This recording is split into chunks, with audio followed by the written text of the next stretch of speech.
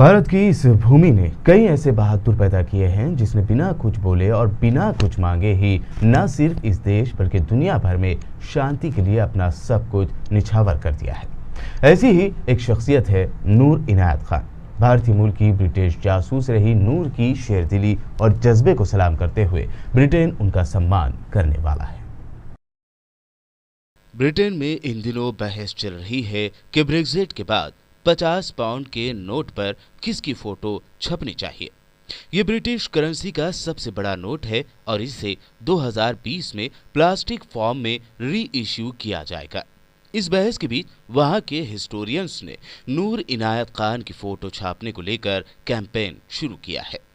सामाजिक कार्यकर्ता जहरा जैदी की इस कैंपेन का हिस्टोरियन और बीबीसी के एंकर डैन स्नो ने समर्थन किया है। वहीं संसद में विदेश समिति के चेयरमैन टॉम टूगेनडाट और ब्रनॉस से सैयदा वारसी ने भी इस संबंध में अपील की है। जैदी ने द टेलीग्राफ से कहा कि नूर इनायत खान एक आइडियल वुमन थी। वो एक ब्रिटिश सोल्जर, राइटर, मुस्लिम, भारत की आज़ादी की समर्थक, सूफी, फाशिज्म के खिलाफ फाइटर थीं और एक हीरोइन जैसी थीं। आज जिस दुनिया में हम रह रहे हैं वो उस जमाने में उसी दुनिया की बात करती थी। अगर खान की फोटो ब्रिटिश करेंसी में छपती है तो ये अवार्ड पाने वाली एथनिक माइनॉरिटी की पहली शख्स होंगी। नूर ने न सिर्फ फ्रांस में ब्रिटेन की तरफ से जर्मनी और हिटलर के खिलाफ जासूसी की थी बल्कि उनकी नाक में दम कर दिया था। टीपू सुल्तान की वंशज नूर इनायत खान ने फ्रांस में 10 महीने तक के सख्त टॉर्चर के बाद भी कोई एक राज तक नहीं उगलवा सका था।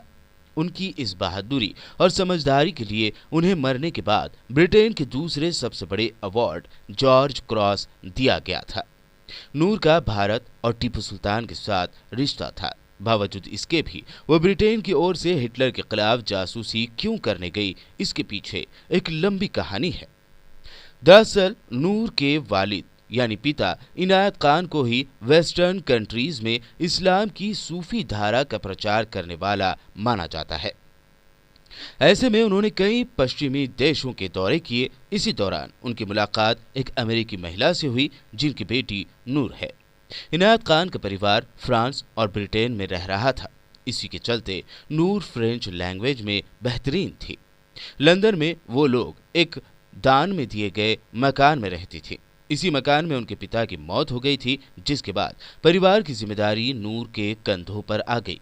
क्योंकि नूर एक फ्रेंच रेडियो में भी काम कर चुकी थी, इसी के चलते ब्रिटेन ने जून 1943 में जासूसी के लिए रेडियो ऑपरेटर बनाकर उन्हें फ्रांस भेज दिया। यहां से ही उन्होंने जर्मन तानाशाह हिटलर से संबंधित खास सूचनाएं ब्रिटेन को भेजी थीं। नाजियों के लिए खतरा बन चुकी नूर को आखिरकार 13 अक्टूबर को पकड़ लिया गया। गिरफ्तार होने के बाद उन्हें नाजी अधिकारियों की यातनाओं का सामना करना पड़ा। बावजूद इसके उन्होंने एक राज नहीं उगला। उन्हें जर्मनी की जेल में भी ले जाया गया, लेकिन 10 महीनों तक लगातार टॉर्चर किए जाने का बाद भी नूर ने अपना मुंह नहीं खोला। इस टॉर्चर के बावजूद नाजी नूर के मुंह से कोई भी राज नहीं उगलवा सके। तब उन्होंने 11 सितंबर 1944 को इस शेरदिल महिला को गोली मारकर शहीद कर दिया।